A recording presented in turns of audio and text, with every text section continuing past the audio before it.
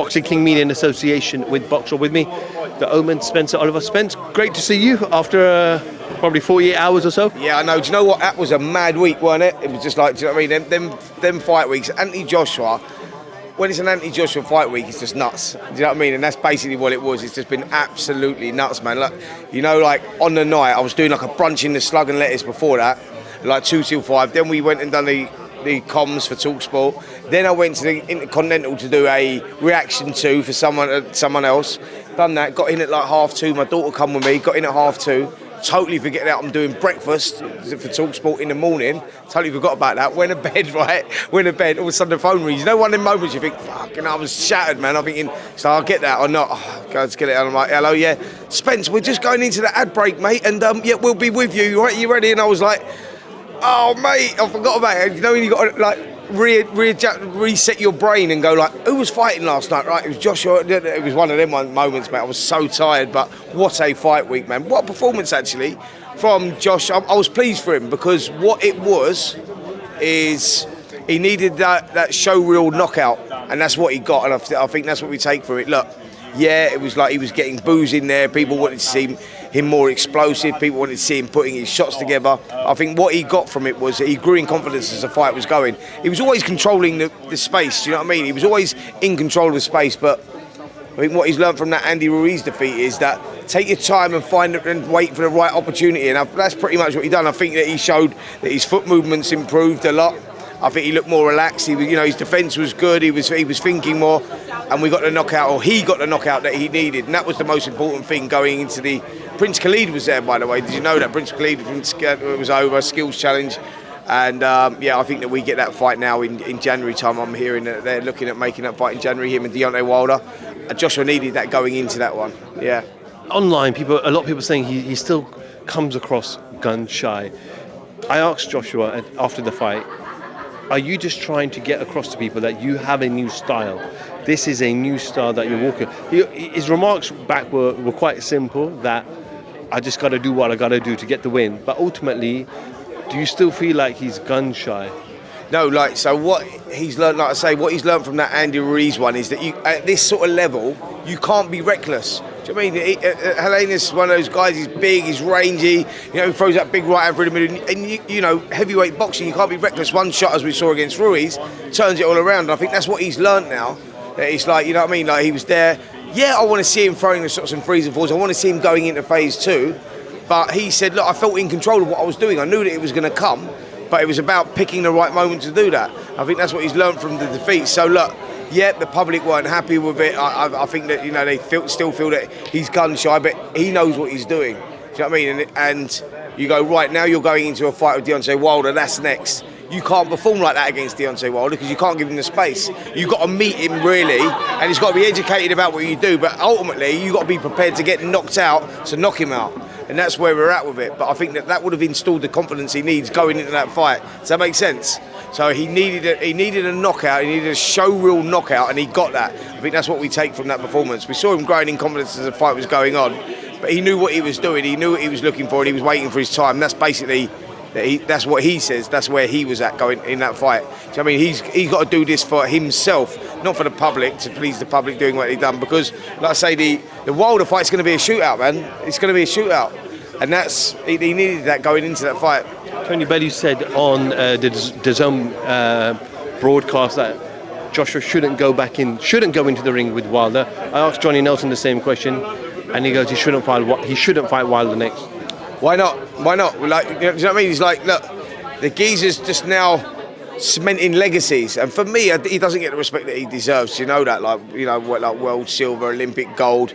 You know what I mean? 2-time world champion. Not just that, right? Not just that, but the journey the kid's come from. You know what I mean? Like his journey from where he started, drinking, smoking, Asbo's against him in Watford, finding boxing, and boxing transforming his life and taking him. But what he's done is, he's inspired millions of kids globally as well through that journey that he's been on. You know what I mean? Give kids hope. And I think that's legacy on its own, and it should be respected. People don't respect Josh enough for what he's done. Do you know what I mean? All they want to do is, like, they've got a lot of haters out there for the guy.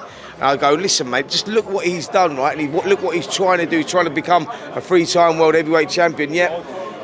Why doesn't he fight? Why shouldn't it be Deontay Wilder next? He's been on a long journey, man. He's been boxing a long time. He's in the twilight of his career now. He's probably only got, what, 2 years left in the game, if I'm totally honest. So you have to box everyone of the modern era to create a legacy and to create eras. You know what I mean? We need to see Joshua Fury. We need to see Joshua Wilder. Do you know what I mean? We need to see Fury Usyk, because that's what creates legacies and eras. So, yeah, of course, why shouldn't it be next, man? He's going to have to fight him at some point. You go, right, you've had your 2 wins now since the Usyk fight. Franklin, we'll give you that one because you're working with Derek James. We saw improvements here going, with this one, but ultimately you're going to take a lot of confidence from that, and a knockout was spectacular. You ready, mate? Go for it. And that's the way he feels about it as well. Derek Chisora on the undercard. A lot of people calling for him to kind of just walk away from the sport. He's clearly said, I'm not going anywhere.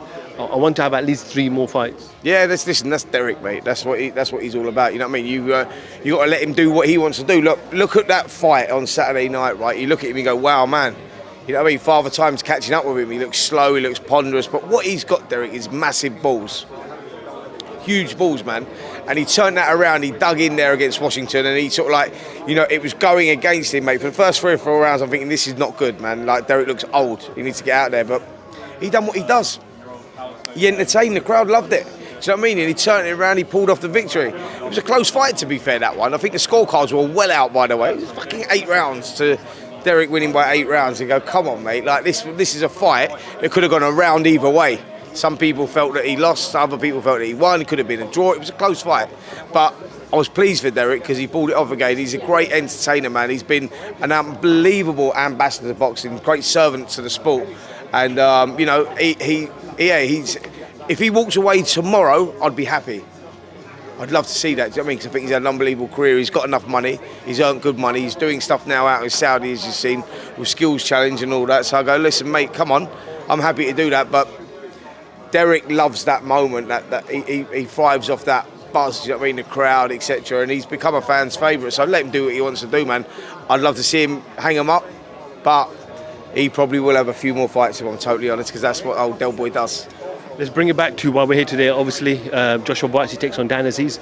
Both men had the opportunity to fight Dimitri Bivol. Yeah. Both men decided, not right now. Yeah. Both men are getting into the ring. I'm not sure if it's a final eliminator or eliminator, but what do you make of them walking away from a Bivol fight? Listen, it is effectively a final eliminator because you've got the WBA number 1 in BUATSI, WBA number 2 in Aziz, and the winner is going to go on and hopefully get a shot at Dimitri Bivol.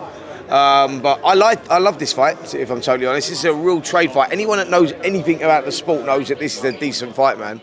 You know the history with these two, whereas Aziz really used to look up to BUATSI. BUATSI's like, you know what I mean, what was he, bronze medalist in 2016 Olympics, and like Aziz is like, just not nearly at that level, you know what I mean, like looking up to him, and now all of a sudden, bang, they're fighting each other. I think that I love Aziz and what he's done, the only light heavyweight who's like collected all the marbles up to this point, you know what I mean? Like from southern area, learnt his trade on the road, mate. Like, you know what I mean? Like southern area, English, British, Commonwealth, European, love that. Do you know what I mean? Because that's how fighters develop properly.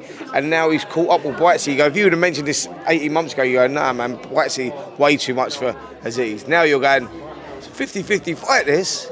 Real 50-50 fight. Love that, man. I love the way, I love what Dan's all about, like doing it, you know what I mean, the old school way. Love that. And BUATSI's just an ultimate talent anyway. Like, anyone that knows boxing will know that this is a decent fight. Spencer, just before we finish, I've just seen that yourself and Johnny have announced a brand new show that you're doing. Just tell us a little bit more detail where we can catch that. Yeah, it's a YouTube show called The First Bell. Myself and Johnny, we started that last week actually. So yeah, get on there, like, subscribe and follow. Spencer, appreciate your time as always, and yeah, we'll catch up with you very soon. Looking forward to it, bro. Thank you.